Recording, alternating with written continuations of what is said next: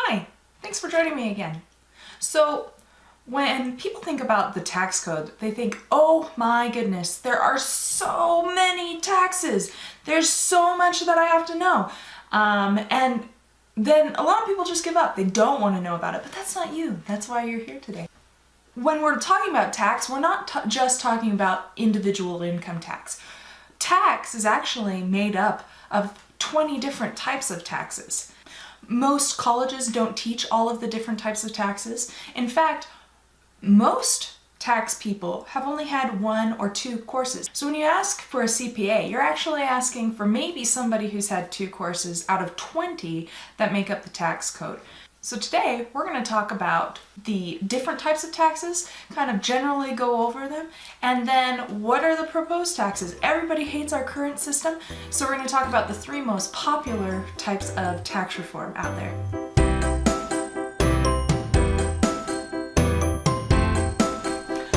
Okay, so the first type of tax that you want to know about is the income tax. Now there are multiple types of income taxes. There's individual income tax, corporate tax, S-corporate tax, partnership tax, fiduciary tax, which is made up of estates and trusts. Then you have what's called the alternative minimum tax, or the stepchild that nobody ever wants to talk about.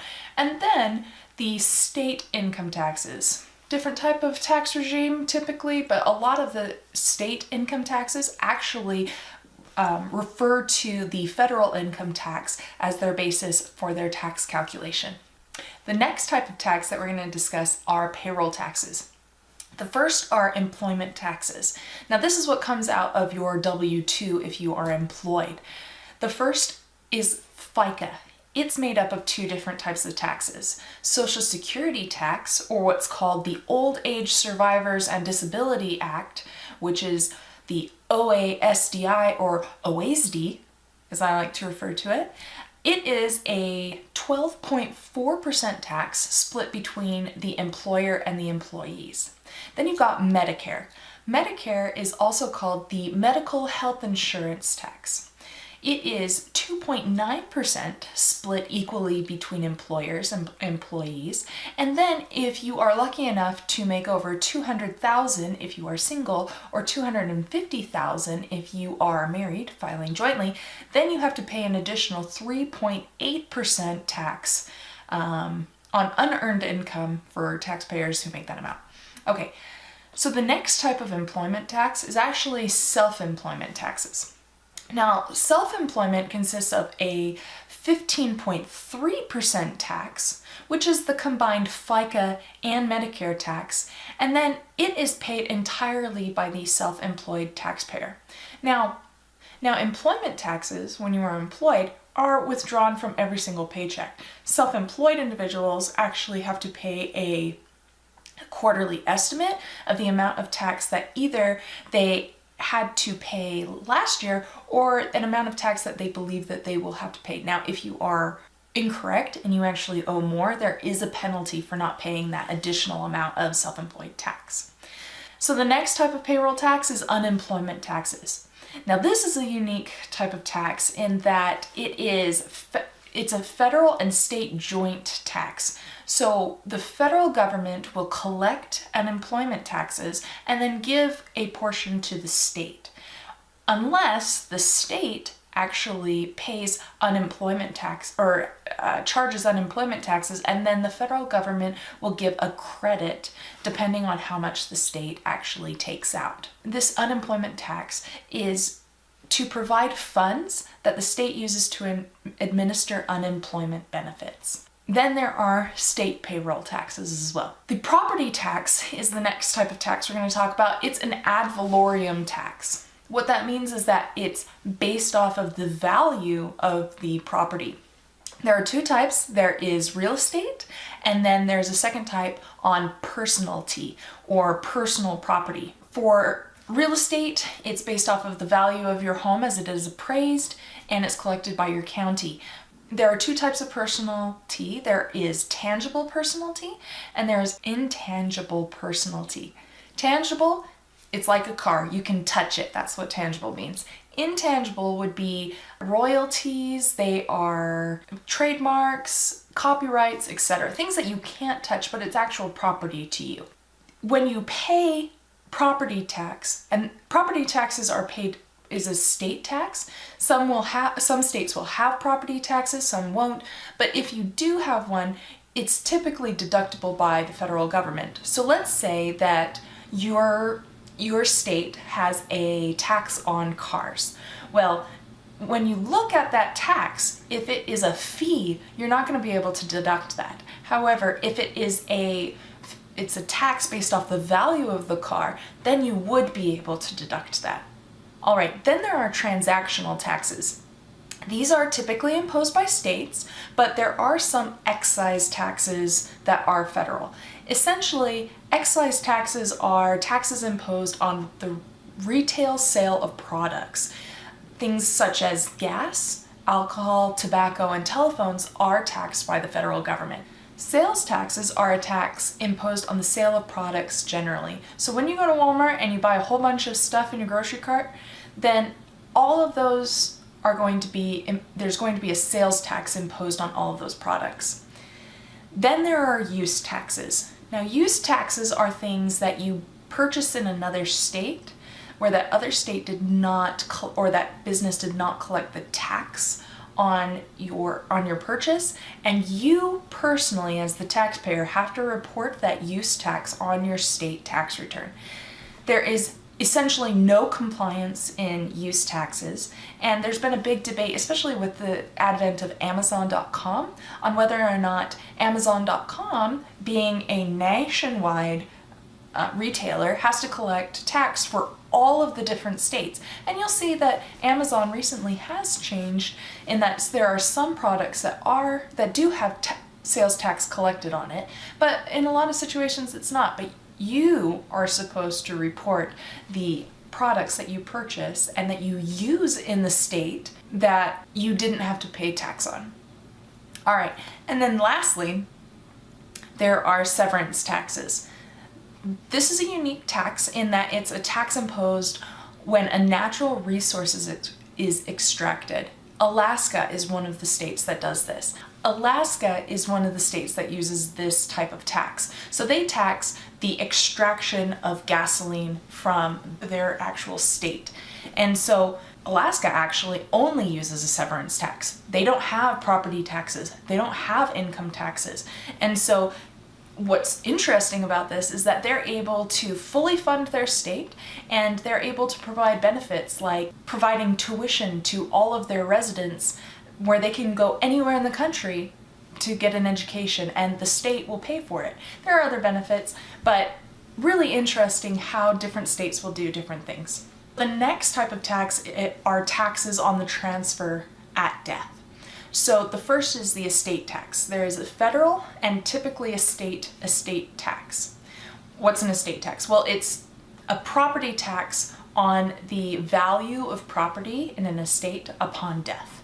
So in 1916, this type of tax was enacted, and it was intended to prevent large concentrations of wealth from being kept in families for generations. However, even though we do have this tax on estates, there is an exemption. You can actually pass $5.4 million worth of property to your family without there being any sort of tax. So I don't know about you, but if I received $5.45 million, I would feel like I was extremely wealthy. There is a whole bunch of people going around saying, no, we shouldn't have an estate tax. That's an inheritance and a legacy that's being given to our family. Well, guess what? It's a large concentration of wealth. And that person isn't going to be using it anymore. It's going on to somebody else who didn't earn that income. And as a result, Congress has decided that that is a good area to be able to tax. Now, this exemption keeps changing.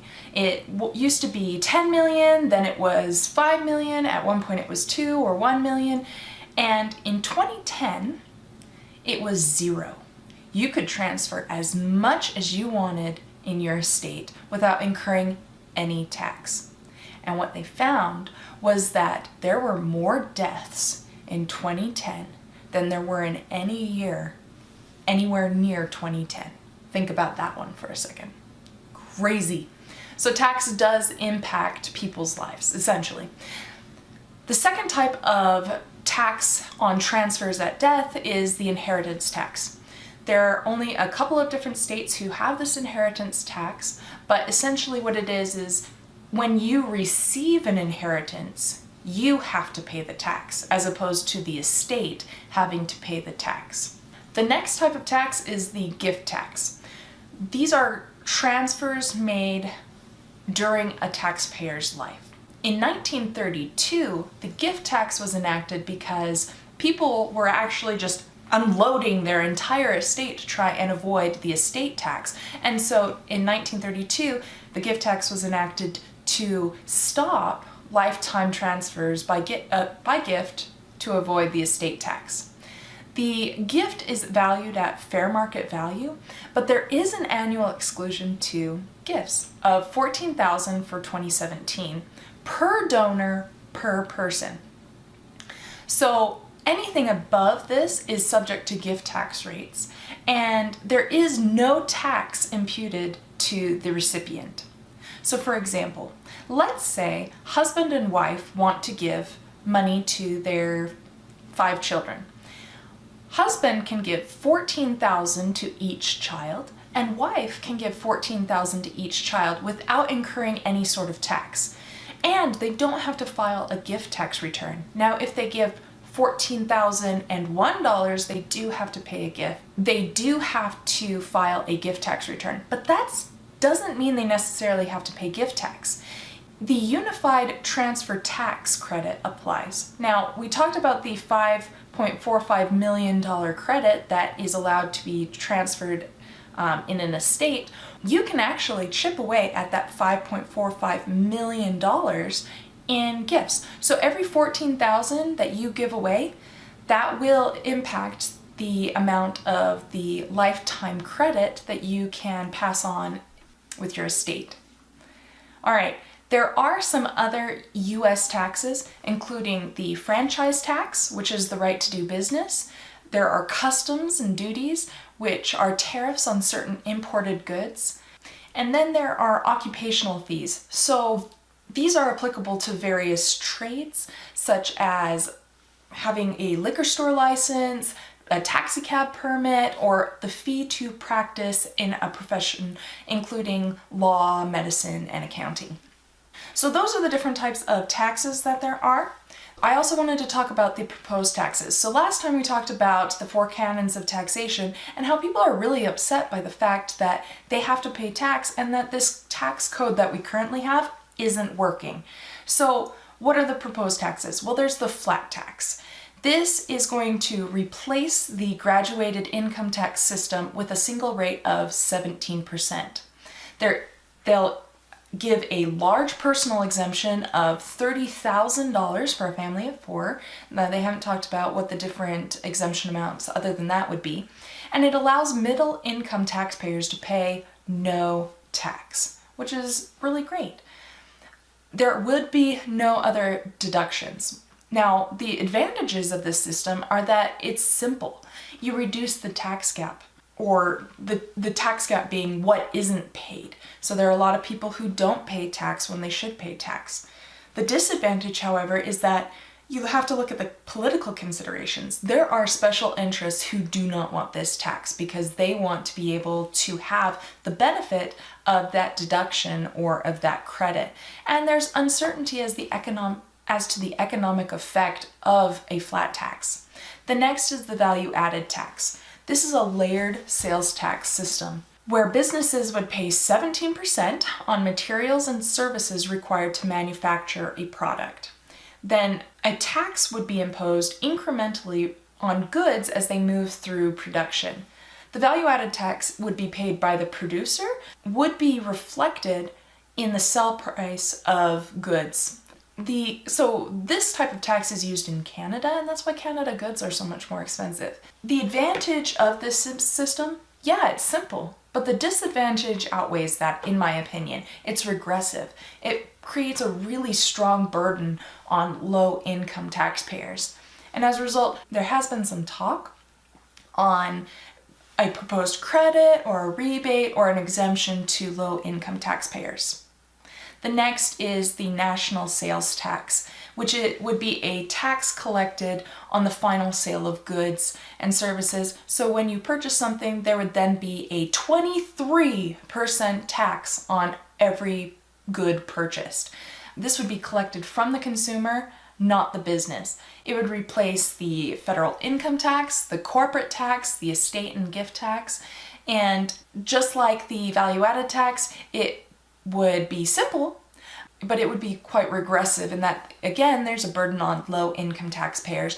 Additionally, it would create and encourage black market dealing. So there is proposed a credit or a rebate or an exemption, but there are some problems with this national sales tax idea. Knowing what tax is important because the rule for one type of tax may not apply to another type of tax. For example, the proceeds from life insurance are not income taxable, but if they're put into an estate or into a trust, then they would be taxable for estate tax purposes. So you gotta know the different types of taxes, but at this point we're gonna talk about just the principles of individual income tax, as individual income tax is the starting point for several of the entity income taxes with a couple of changes. So thanks for listening to this. If you liked it, give it a thumbs up and subscribe. And if you have any questions about the material we talked about today, feel free to leave a comment and I'll respond, or you can email me at centerfortaxstudies@gmail.com. And thanks for watching.